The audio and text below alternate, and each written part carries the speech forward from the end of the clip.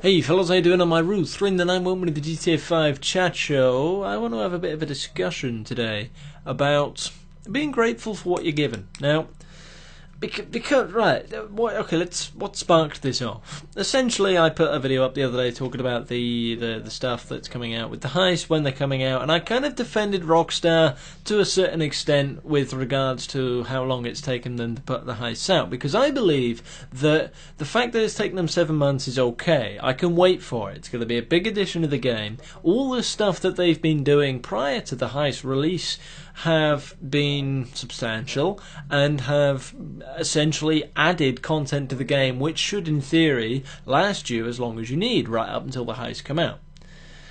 Some people don't like that, and if you don't like that, I'm okay with it, but it's the reasoning for not liking that annoys me slightly, because some people seem to suggest and openly just throw in your face the fact or their opinion that what Rockstar have given us is rubbish and it's tat and there's absolutely nothing there. Rockstar haven't given us jack shit since GTA Online launched, and what they have given us is pathetic and isn't worth damn. Or, it's just not anything decent. It should just be thrown aside. And the heist is just an utter disappointment that it's not there yet. And they keep coming up with crafty ways of monetizing GTA Online so that they can make more money. I mean, for God's sake, they want to make more money from this game. Okay. Fair point, I imagine. I think, there are arguments for both sides of the coin.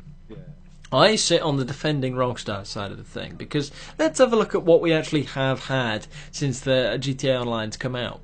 We've had 13 new cars, not including the special cars that we've had from, special editions and such. 13 new vehicles, which have been given to us for free. Yeah, we've not paid a penny for them. I mean, the only time you might pay for them is if you buy the shark card packs, which will go to buying the stuff in game. But for the cars themselves, the DLC, you have not had to pay for. So what is it? We had like 4 in the Beach Bum pack. We had several in the Valentine's Day Massacre pack. We have several in the Business pack. We've got the High Life pack coming soon, which will add several more cars. I think it's going to be about 3 coming through with that.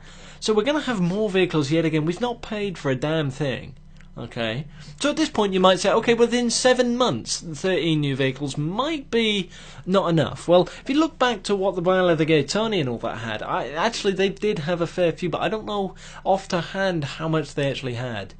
I imagine there wasn't very many more than what we've got in the game right now. I reckon at this point in the game, GTA has more vehicles than it's ever had before. Okay, so we've not paid for any of the add-ons that we've had so far. Well, what did those add-ons have? Well, we had the content creator, that was there. But not only that, we've also had new game types. We've had 4 new game modes. Yeah? And all of which are relatively different to each other. Something we haven't had in GTA before. And for the most part, whenever Rockstar have put out one of those patches, we've seen new jobs, and we've seen, more verified jobs coming through, and those aren't bad. There are hundreds of jobs that people have created that are decent with regards to death matches and races. We have had plenty of content. Okay, Rockstar are always putting new stuff in the game, and they have been doing so since the game came out. The only thing I think was not necessarily needed was that the Christmas Day stuff where it was snowy. That was a bit of a mistake. I mean, you could have probably put people elsewhere, but I was grateful for it all the same. So the shark card packs, people take an attack at that. Without the shark card packs, I'm quite certain that you would have had to have paid for the DLC that we've had, because the shark cards make Rockstar so much money, it's unbelievable, and it isn't compulsory. If they monetized the DLC that they've given so far, you had to pay for it, right? They may not have made as much money, but people wouldn't be able to play the game because you need it to get in the game with other people.